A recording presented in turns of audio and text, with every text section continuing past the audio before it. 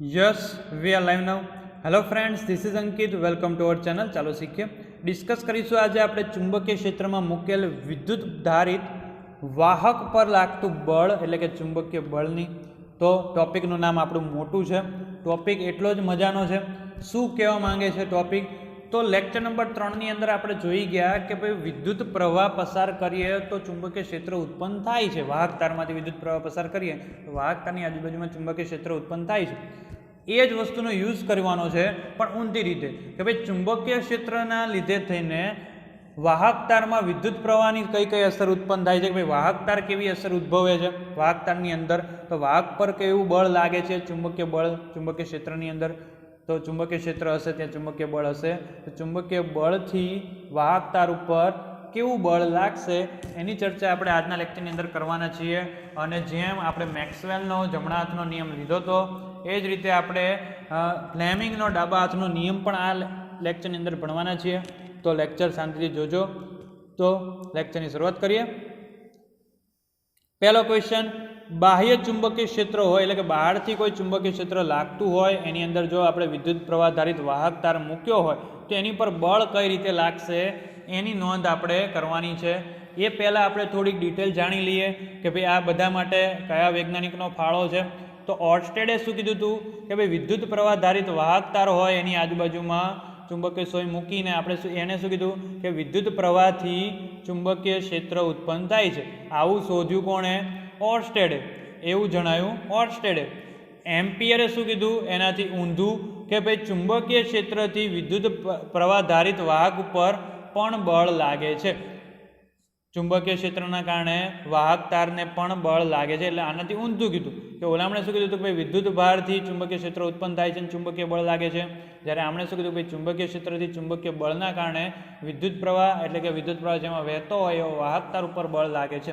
તો એવું કોણે કીધું? એમ્પિયરે કીધું. એમ્પિયરે કીધું. એની પછી એણે શું કર્યું કે જ્યારે વિદ્યુત પ્રવાહ ધારિત વાહક તાર હોય, જેમ કે આપણે તાંબાનો તાર લઈએ, હમણાં આપણે પ્રવૃત્તિ કરવાના જ છીએ, તો વિદ્યુત પ્રવાહ ધારિત વાહકને આપણે શું કરવાનું છે? બાહ્ય ચુંબકીય ક્ષેત્રની અંદર મૂકવાનો છે, ત્યારે તેના પર બળ લાગે છે. બરાબર. એક એક્સેપ્શનલ કેસ શું છે કે ભાઈ બળ ક્યારે નથી લાગતું? તો જો ચુંબકીય ક્ષેત્ર સમાંતર ચુંબકીય ક્ષેત્ર હોય એને સમાંતર જો વાહક તાર મૂકવામાં આવે તો બળ લાગતું નથી, ચુંબકીય બળ લાગતું નથી. જોઈએ આપણે પહેલાં તો એ જોઈએ કે ભાઈ બળ કઈ રીતે લાગે છે અને પછી એ જોઈએ કે ભાઈ સમાંતર મૂકવાથી શું થાય છે કે બળ નથી લાગતું. તો એની વાત કરીએ. ચુંબકીય ક્ષેત્રમાં મૂકેલા વિદ્યુત પ્રવાહ ધારિત વાહક પર લાગતું બળ એ વિદ્યુત પ્રવાહ ધારિત વાહકના કારણે ઉદ્ભવતા ચુંબકીય ક્ષેત્ર અને જે બાહ્ય ચુંબકીય ક્ષેત્રમાં વાહક મૂકવામાં આવ્યો છે તેમની વચ્ચે શું કરે છે? આંતરક્રિયાના કારણે ઉત્પન્ન થાય છે. એટલે કે જે બળ ઉત્પન્ન થાય છે, આપણે કીધું ભાઈ બળ લાગે છે પણ એ બળ ઉત્પન્ન કઈ રીતે થાય છે? તો શું કહે છે કે ભાઈ વાહકના કારણે જે ચુંબકીય ક્ષેત્ર ઉત્પન્ન થાય છે એ અને બાહ્ય ચુંબકીય ક્ષેત્ર છે એના કારણે ચુંબકીય બળ ઉત્પન્ન થાય છે. કે ભાઈ આપણે શું કરીશું? એક વાહક તાર લઈશું, એમાં વિદ્યુત પ્રવાહ વહેવડાવીશું તો એની આજુબાજુમાં ચુંબકીય ક્ષેત્ર ઉદ્ભવવાનું છે જ, અને બીજું આપણે ચુંબક મૂકીશું તો એની કારણે ચુંબકીય ક્ષેત્ર ઉદ્ભવ થશે. વિદ્યુત ક્ષેત્રને આપણે I વડે દર્શાવીશું, વિદ્યુત પ્રવાહને આપણે I વડે દર્શાવીશું અને ચુંબકીય ક્ષેત્રને આપણે B વડે દર્શાવીશું.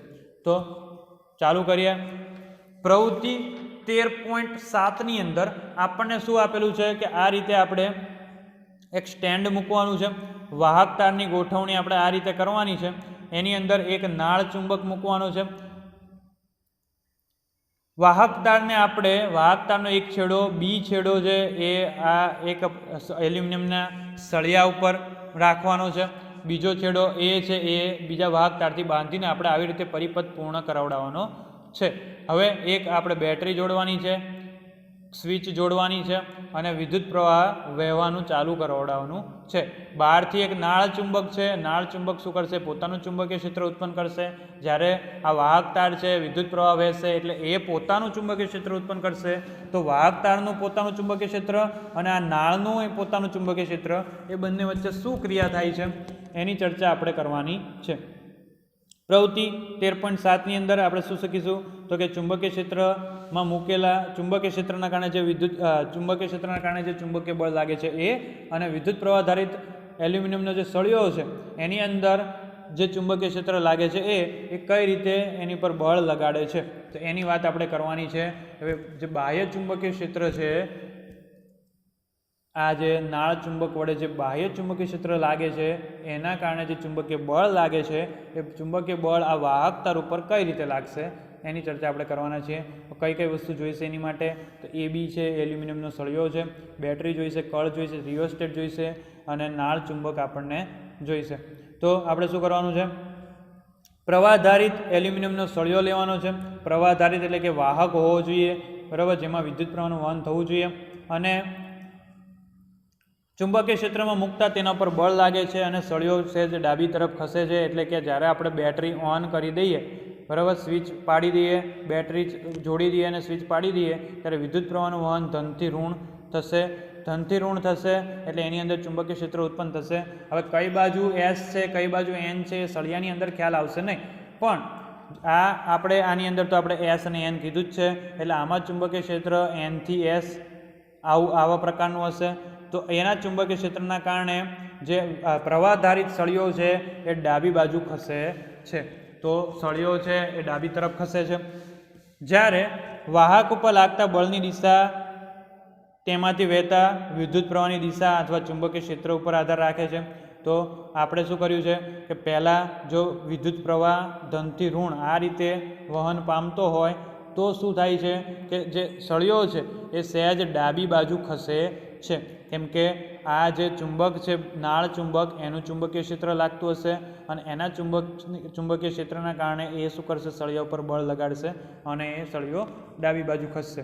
હવે આ જે બળ લાગે છે શેના ઉપર આધાર રાખે છે કે ભાઈ આ ચુંબકીય ક્ષેત્ર કેવા પ્રકારનું છે એ અને વિદ્યુત પ્રવાહ કેવા પ્રકારનો છે એ.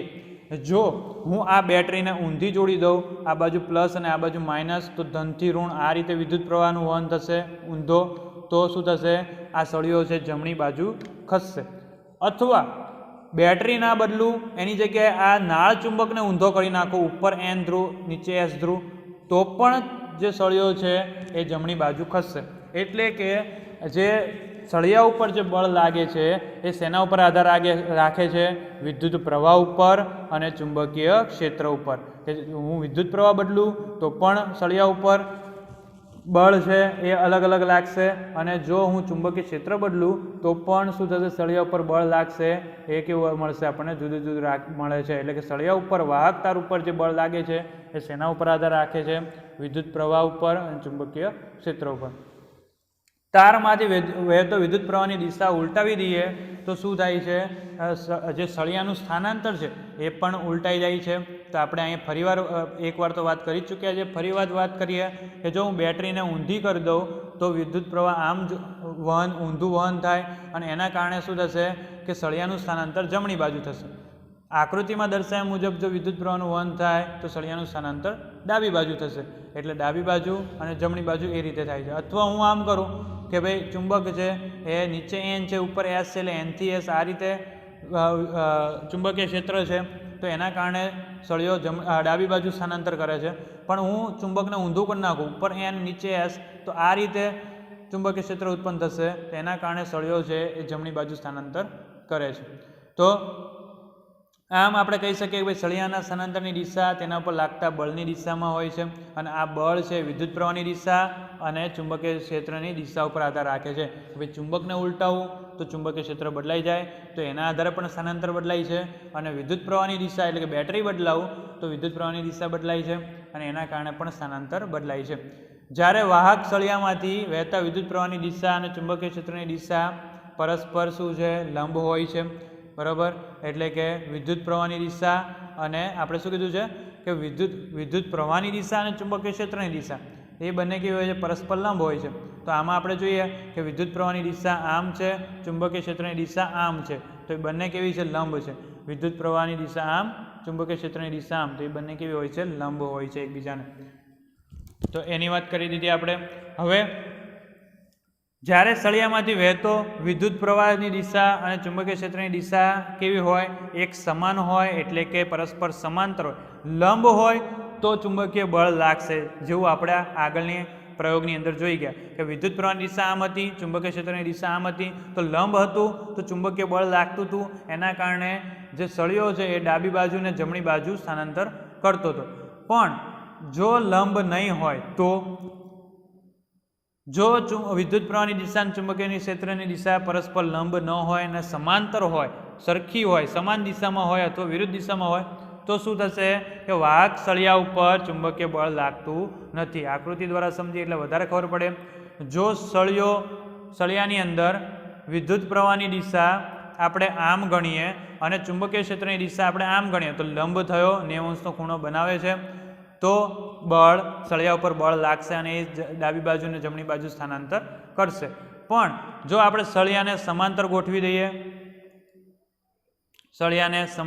દઈએ, વિદ્યુત પ્રવાહની દિશા અને ચુંબકીય ક્ષેત્રની દિશા આમાં સમાન છે, અથવા આપણે ચુંબકીય ક્ષેત્રની દિશા આમ હોય ને વિદ્યુત પ્રવાહની દિશા એટલે આ વિરુદ્ધ થઈ ગયું. તો સમાન દિશામાં હોય બંને કે વિરુદ્ધ દિશામાં હોય પણ છે એકબીજાને કેવા સમાંતર છે, તો સમાંતર હશે તો સળિયા ઉપર બળ લાગશે નહીં અને સળિયો છે ડાબી બાજુ કે જમણી બાજુ સ્થાનાંતર કરતો નથી. તો આ રીતે આપણે શું કહીશું કે ભાઈ જો આમાં સીધી દિશામાં ચુંબકીય ક્ષેત્ર પણ આમ છે અને વિદ્યુત પ્રવાહ પણ આમ છે અને આ ઊંધી દિશા, વિદ્યુત પ્રવાહ આમ, ચુંબકીય ક્ષેત્ર આમ, તો આ વિરુદ્ધ દિશામાં થઈ ગયું. તો એક સમાન દિશામાં કે વિરુદ્ધ દિશામાં હોય પણ જો સળિયો જો ચુંબકીય ક્ષેત્રને સમાંતર હશે તો બળ લાગશે નહીં, બળ કેવું હશે 0 હશે. તો આપણે સળિયા ઉપર બળ લગાડવું હોય તો એ ધ્યાન રાખવું પડશે કે ભાઈ વિદ્યુત પ્રવાહની દિશા અને ચુંબકીય ક્ષેત્રની દિશા કેવી હોવી જોઈએ, એકબીજાને લંબ હોવી જોઈએ, સમાન કે વિરુદ્ધ હોવી જોઈએ નહીં. આગળ વાત કરીએ આપણે ફ્લેમિંગનો ડાબા હાથનો નિયમ. આપણે મેક્સવેલનો જે સ્ક્રૂનો નિયમ ભણ્યા, જે જમણા હાથનો નિયમ હતો એ જ રીતે આપણે ડાબા હાથનો નિયમ ભણવાનો છે. એની અંદર આપણે શું કરવાનું છે કે ભાઈ ચુંબકીય ક્ષેત્ર, તેની ઉપર લાગતું બળ, વાહક ઉપર લાગતું બળ અને વિદ્યુત પ્રવાહ એ ત્રણેય એકબીજાને લંબ હોય છે. તો એને આપણે શોધવું હોય કે ભાઈ બળની દિશા કઈ હોય એ શોધવી હોય તો એની માટે આપણે ફ્લેમિંગના ડાબા હાથનો નિયમ આપણે જોવો પડશે. ડાબા હાથનો નિયમ શું કહે છે કે જો વાહક તારમાં વિદ્યુત પ્રવાહ આમ પસાર થતું હોય, વિદ્યુત પ્રવાહનું વહન આમ થતું હોય તો આપણી જે બીજા નંબરની આંગળી છે એ દિશામાં રાખવાનું, વાહક તારમાં જે દિશામાં વિદ્યુત પ્રવાહ વહેતું હોય એ દિશામાં. તો એ દિશામાં રાખીએ અને આપણે હાથ આપણે આ રીતે રાખીએ, આપણો ડાબો હાથ છે આપણે એને એ રીતે રાખીએ તો ડાબા હાથમાં આપણે આ રીતે પહેલાં બનાવી નાખો કે ભાઈ વિદ્યુત બીજી આંગળી, પહેલી આંગળી અને અંગૂઠો ત્રણેય એકબીજાને લંબ હોવા જોઈએ, બરાબર. બીજી આંગળી આપણે પશ્ચિમ દિશામાં રાખી દઈએ, પહેલી આંગળી ઉત્તર દિશામાં રાખી દઈએ અને અંગૂઠો ઉપરની દિશામાં જશે. તો આ રીતે આપણે લંબ ગોઠવી દેવાનો છે. હવે આપણે શું કરવાની, આપણી બીજી આંગળી એ રીતે સેટ કરવાની કે વાહક તારમાં વિદ્યુત પ્રવાહ પસાર થતો હોય એ રીતે. તો બીજી આંગળી છે એ વિદ્યુત પ્રવાહની દિશા બતાવે છે, પહેલી આંગળી છે એ ચુંબકીય ક્ષેત્ર બતાવે છે અને જે અંગૂઠો છે એ બળ બતાવે છે કે ભાઈ એ દિશામાં બળ લાગશે. તો આપણે શું કરવાનું છે કે ભાઈ આ આકૃતિની અંદર આપણું ચુંબકીય ક્ષેત્ર આ દિશામાં લાગે છે કેમ કે પહેલી આંગળીની દિશા એ છે, વિદ્યુત પ્રવાહ આ દિશામાં વહન પામે છે કેમ કે બીજી આંગળી એ દિશા બતાવે છે, અને બળ છે ઉપરની તરફ લાગશે એટલે સળિયો છે એ ઉપરની તરફ જશે એટલે એમાં બળ લાગશે. એટલે આપણે શું કરવાનું છે આની અંદર, પ્રથમ આંગળી છે ચુંબકીય ક્ષેત્રની દિશા બતાવશે, બીજી આંગળી વિદ્યુત પ્રવાહની દિશા બતાવશે અને અંગૂઠો છે એ જે વાહક ઉપર બળ લાગશે એની દિશા બતાવશે. હવે આપણે કહીએ કે ભાઈ ચુંબકીય ક્ષેત્ર આપણને દેખાતું નથી, વાહકતાની આજુબાજુમાં ચુંબકીય ક્ષેત્ર દેખાતું નથી, બળ પણ દેખાતું નથી. બળ હા અનુભવાઈ જાય, ભાઈ સળિયો ઉપર જાય છે, નીચે જાય છે, ડાબા તરફ સ્થાનાંતર પામે છે, જમણી તરફ સ્થાનાંતર પામે છે, તો ચુંબકીય બળ આપણને ખબર પડશે પણ આપણને ચુંબકીય ક્ષેત્ર ચુંબકીય બળમાં ના ખબર પડતો હોય તો આપણને વિદ્યુત પ્રવાહ તો ખ્યાલ હોય જ કે વિદ્યુત પ્રવાહ કઈ દિશામાં વહન કરી રહ્યો છે. તો ડાબો હાથ આપણે આ રીતે રાખીને જે બીજી આંગળી જઈને વિદ્યુત પ્રવાહની દિશામાં રાખી દેશો તો પહેલી આંગળી અને અંગૂઠો એ બંને આપોઆપ, પહેલી આંગળી એ ચુંબકીય ક્ષેત્રની દિશામાં અને અંગૂઠો એ ચુંબકીય બળની દિશામાં ગોઠવાઈ જશે. એટલે વિદ્યુત પ્રવાહ તો આપણને ખ્યાલ જ હોય, બેટરી આપણને ખબર હોય, ધન છેડાથી ઋણ છેડા તરફ વિદ્યુત પ્રવાહનું વહન થતું હોય તો એ આપણને ખ્યાલ હોય છે વાહકતાની અંદર. તો આ રીતે આપણે ચુંબકીય બળ કઈ દિશામાં લાગશે એ ફ્લેમિંગના ડાબા હાથના નિયમથી ઓળખી શકીશું. વિડીયોની અંદર તમને ખબર પડી ગઈ હશે વિડીયોની અંદર આપણે કઈ કઈ વસ્તુ જોઈ. તો આપણે ગયા લેક્ચરની અંદર જોયું હતું કે ભાઈ આપણે વિદ્યુત પ્રવાહની મદદથી ચુંબકીય ક્ષેત્ર ઉત્પન્ન થયું. તો એ ચુંબકીય ક્ષેત્રનો ઉપયોગ કરીને અને બહારના કોઈ ચુંબકીય ક્ષેત્રનો ઉપયોગ કરીને વાહક ઉપર શું અસર થાય છે, કયું ચુંબકીય બળ લાગે છે, એની આપણે અભ્યાસ એનો કર્યો. એની અંદર આપણે પ્રવૃત્તિ કરી. પ્રવૃત્તિની અંદર આપણે વાહક તારની અંદર આજુબાજુમાં એક નાળ ચુંબક ગોઠવ્યો. ચુંબકનું પોતાનું ચુંબકીય ક્ષેત્ર હશે અને વાહક તારમાંથી વિદ્યુત પ્રવાહ પસાર થાય તો એનું પણ ચુંબકીય ક્ષેત્ર હશે. એ બંને ચુંબકીય ક્ષેત્ર એકબીજા પર કેવી રીતે અસર કરે છે એની વાત કરી કે કઈ રીતે સળિયો ડાબી તરફ સ્થાનાંતર પામે છે, કઈ રીતે જમણી તરફ સ્થાનાંતર પામે છે ચુંબકીય બળના કારણે, એની વાત કરી. એની પછી આપણે એવું કીધું કે ભાઈ ચુંબકીય ક્ષેત્ર અને વિદ્યુત પ્રવાહ એકબીજાને લંબ હોય તો જ ચુંબકીય બળ લાગે છે. જો ચુંબકીય ક્ષેત્ર અને વિદ્યુત પ્રવાહ એ બંને જો સમાંતર હશે એકબીજાને, એટલે કે સમાન અને વિરુદ્ધ દિશામાં, મતલબ સરખી દિશામાં હશે કાં તો વિરુદ્ધ દિશામાં હશે, એકબીજાને સમાંતર હશે તો બળ લાગશે નહીં. બળ કેવું લાગશે? 0 લાગશે. એનો અભ્યાસ કર્યો. પછી ચુંબકીય બળની દિશા જાણવા માટે આપણે ફ્લેમિંગના ડાબા હાથનો નિયમ ભણી ગયા. એની અંદર આપણે બીજી આંગળી છે એ આપણે વિદ્યુત પ્રવાહની દિશામાં રાખીએ તો પહેલી આંગળી આપોઆપ ચુંબકીય ક્ષેત્રની દિશામાં જતી રહે અને અંગૂઠો આપોઆપ આપણે ચુંબકીય બળની દિશામાં જતો રહે. એટલે કોઈ પણ વાહકતાની અંદર આપણે ચુંબકીય બળ કઈ રીતે લાગે છે એ જાણવું હોય તો આપણે શું કરવાનું કે આપણી બીજી આંગળી છે ડાબા હાથની બીજી આંગળી, પહેલાં તો આ ડાબો હાથ આ રીતે ગોઠવી દેવાનો અને ડાબા હાથની બીજી આંગળી એ આપણે વિદ્યુત પ્રવાહની દિશામાં રાખી દેવાની. એટલે ચુંબકીય ક્ષેત્ર પણ મળી જશે તમને અને ચુંબકીય બળ પણ મળી જશે. તો વિડીયોની અંદર ખ્યાલ આવી ગયો હશે. છતાંય કંઈ કન્ફ્યુઝન હોય છે તો મને કોમેન્ટ કરીને જણાવી શકો છો. વિડીયો ગમ્યો હોય તો લાઇક કરો, તમારા મિત્રો સાથે શેર કરો અને અમારી ચેનલ ચાલો શીખીને સબસ્ક્રાઈબ કરો. વિડીયો જોવા માટે થેન્ક યુ. Take care.